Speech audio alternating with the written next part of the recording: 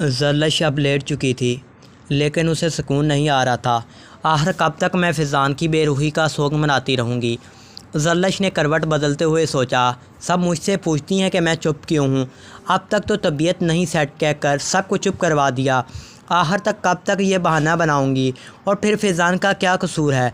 खुदा ने उसके दिल में मेरे लिए मोहब्बत नहीं डाली तो वो कैसे मुझसे मोहब्बत का इज़हार करे।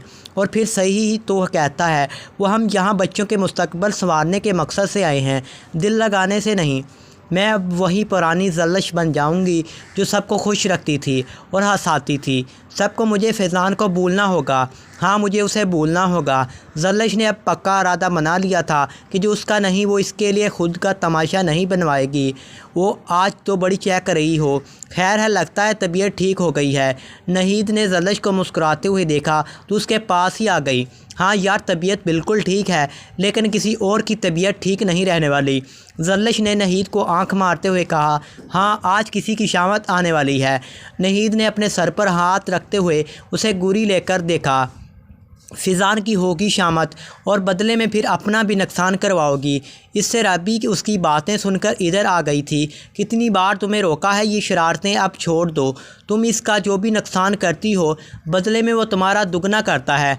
रबी ने अपनी बात जारी रखते हुए कहा, नहीं इस बार फ़िज़ान की नहीं, सर सहेल का चैन ख़राब करने वाली हूँ। ज़रलश ने टेबल पर बैठकर अपनी एक टांग को दूसरी टांग पर रखते हुए लापरवाही से अंदाज में कहा, बेचारा सर सहेल। रबी को अब इस बेतरस आ रहा था, यार वो तो इतना शरीफ है, तुम इसको क्यों तंग करोगी?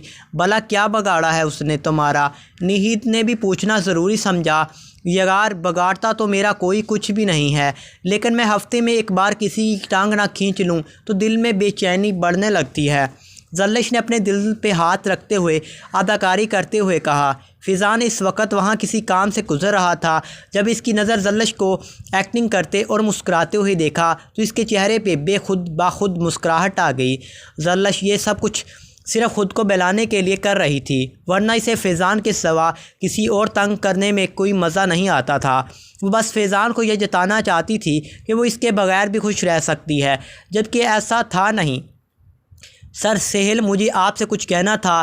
ज़रलश अब सहेल के कैबिन में मौजूद थी। जी क्या कहना है? कहो, सहेल ने उसे प्यार से अपनी नज़रों में समोते हुए कहा। सहेल को ज़रलश पहली नज़र में ही बहुत अच्छी लगी थी, लेकिन वो जब भी उससे अपने दिल की बात कहने का इरादा करता उसके कदम रुक जाते। ये सोचकर शायद ज़रलश और फ़िज़ान एक दूसरे में इंटरेस्टेड हैं। ज़रलश इनकी नज़रों के मफ़हूम को बहुत अच्छे से समझती, लेकिन इसे इसमें कोई इंटरेस्ट नहीं था, इसलिए हमेशा इग्नोर करती रही। एक दो दफ़ा सहेल ने इसका हाथ को टच करने की कोशिश भी की थी, जिसका आधार आज जगाने का टाइम आ चुका था।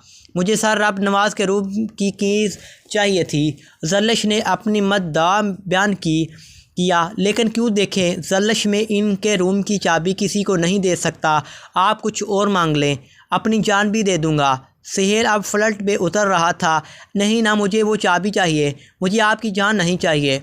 प्लीज़, आपको मुझ पे ट्रस्ट नहीं है क्या? ज़रलश ने एक्टिंग करते हुए मासूम बनने की कोशिश की।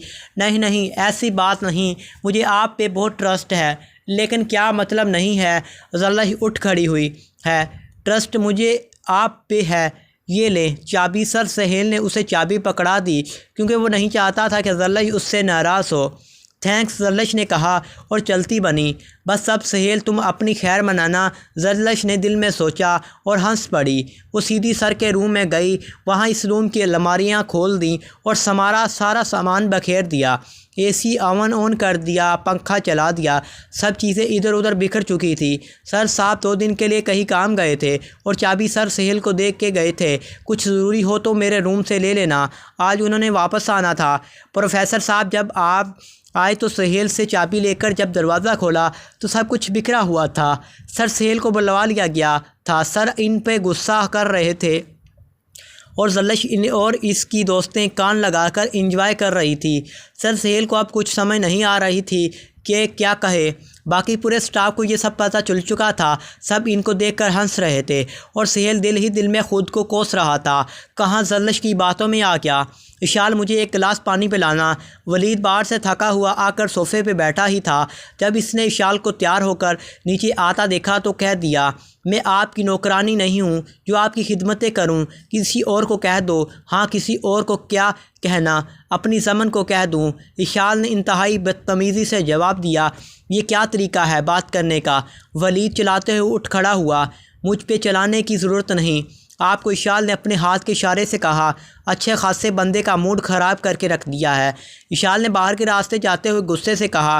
वलीद हैरान परेशान बस उसे देख रहा था। कहाँ जा रही हो? वलीद इसके सामने आकर खड़ा हो गया था। मैं जिधर मर्जी जाऊँ, तुम होते कौन हो मुझे पूछने वाले? इशाल ने उसे धक्के से पीछे किया और बाहर निकल गई और ड्राइवर के साथ गाड़ी में बैठकर कहीं चले गई। जल्लश फैज़ान वहाँ से गुज़रते हुए जल्लश की तरफ मुड़ आया था। जी सर फैज़ान, कोई काम था आपको मुझसे? जल्लश ने एक नज़र फैज़ान पर डालकर वापस अपने काम में बिज़ी हो गए। मुझे बहुत खुशी हो रही है कि तुम फिर दोबारा वैसे ही जल्लश बन गई हो जो ज़िंदगी से भरपूर थी। फैज़ान ने उसके सामने बैठते हुए कहा। ये किसी एक शख्स पे ज़िंदगी ख़त्म तो नहीं हो जाती। जल्लश ने नज़रें उठाए बगैर ही कहा, हाँ बहुत समझदार हो गई हो तुम। फैज़ान ने उसे चिढ़ाने के अंदाज में मुस्कुराते हुए कहा, समझदार मैं पहले भी बहुत थी, लेकिन कुछ दिनों के लिए बस पर्दा आ गया था अकल पर। जल्लश ने फैज़ान की आंखों में आंखें डालते हुए कहा, खैर बहुत बिज़ी हूँ, प्लीज़ आप अब तशरीफ़ ले जाएं यहाँ से। जल्लश ने दोबारा नज़रें अपने सामने पड़ी फाइल पर कर ली थी जो कि स्टूडेंट की टेक्स्ट टर्म की रिलेटेड थी। हाँ वो तो मैं देख ही रहा हूँ। फैज़ान उठकर खड़ा हुआ था और मज़ीद ठहरे बिना चला गया।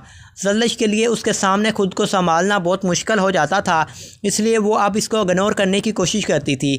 आज भी इसने यही किया था, लेकिन बाद में इस आंसू की लड़ी इसके चेहरे पे साफ देखी जा सकती थी।